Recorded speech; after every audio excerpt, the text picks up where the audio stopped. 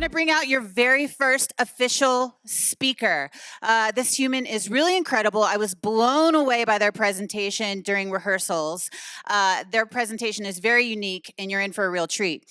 Now, Kat sent out a really awesome email, and we asked our speakers some random questions. So, one of the questions that was asked, if you could be stuck in a movie universe for one day, what would it be and why? Our guest said Coco by Pixar. Dia de los Muertos is her favorite holiday, and that movie is so vibrant, and you get to see all your loved ones who passed. So that's so sweet. I love that. And then we asked Adrianna to rate her childhood bedroom via a Yelp review. Give your childhood bedroom a Yelp review. And Adrianna said, 4 out of 5 stars. Prepare for sensory overload in this tween's bedroom where chaos reigns supreme. Clothes carpet the floor, books spill from overstuffed shelves, and a giant 80s radio competes for space among the mayhem. Despite the disaster zone aesthetics, the carefully displayed foreign coin collection reveals surprising detail in this vibrant adolescent ecosystem. Wow, that was beautifully put. I mean, what a way to describe a laundry mess. I love that so much. So I'm very excited to bring her to the stage. Ladies and gentlemen, please put your hands together. Please make some noise for Adrianna Munoz.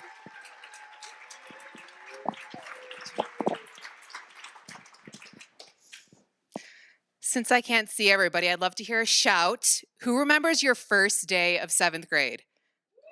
Oh, awesome. Okay, I remember mine so vividly. I remember sitting dead center in a really cramped classroom, and it was a really hot day. I remember learning science, but more than anything, I remember feeling so alone.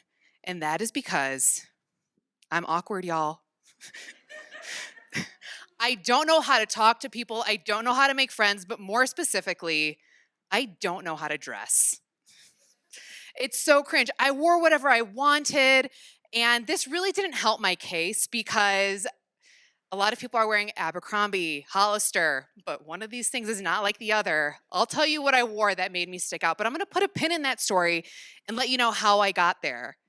You see, my family and I moved from a very beautiful and diverse area of Chicago to a very beautiful but not diverse area of a Chicago suburb. And before that 7th grade day started, I remember going to a jazz festival and I fell in love with the music and the ambiance, and more specifically, a song by Count Basie. And I really wanted to commemorate that memory, so I got the last t-shirt. Small detail, it was probably a triple XL, and I was in 7th grade. The thing was huge. I was swimming in it, but I loved that shirt because it really reminded me of a beautiful memory near and dear to my heart. So I decided to wear it on the first day of 7th grade. This did not help my case. I remember wearing the shirt. It graced my knees on the first day of 7th grade, and I'm sitting in Mrs. O'Gorman's class, and I'm so ready to leave when a boy comes up to me at the end of the day, and he says, "Why are you wearing that shirt? That's so weird."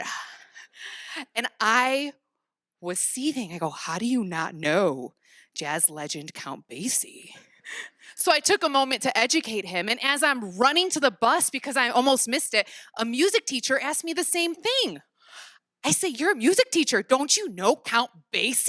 And I took a second to educate her too. I sat on that bus ride home, and I was just mulling over those situations in disbelief that, one, people didn't know who Count Basie is, but two, I knew in that moment that I was not in Chicago anymore. Because my friends never would have asked me why I was wearing something that was different than them. But it also helped solidify something in my awkward little 7th grade brain. I didn't care if I was different. I would rather settle into the fact and wear something that I really enjoy than wear something that I needed to, air quotes, fit in. And I'm very lucky I came to that conclusion. So I kept wearing that ridiculous shirt. I didn't just wear it one more time in 7th grade, 2 more times. I wore that shirt all the time. I really leaned into it.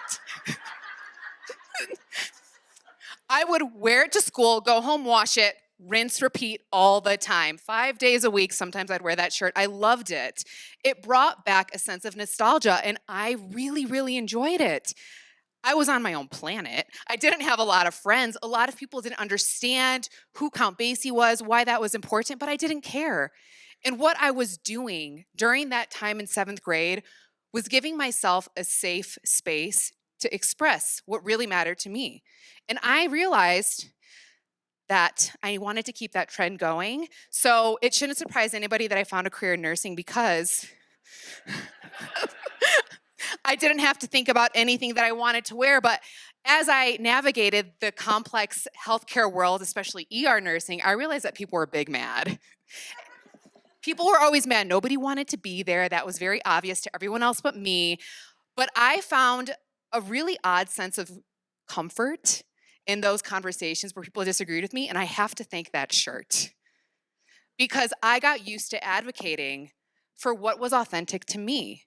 And I got really good at explaining to people what made me unique, and it helped me appreciate the differences that other people demonstrated as well. My name is Adrianna Munoz, and I think that the differences that we have as human beings make us special. Now, add me on LinkedIn, but please, before you come up and talk to me after the show, Google Count Basie. Thank you. Yes, give it up for Adrianna Munoz. That is so fun. I don't know who Count Basie is, and I totally want a t-shirt, like real bad, real bad.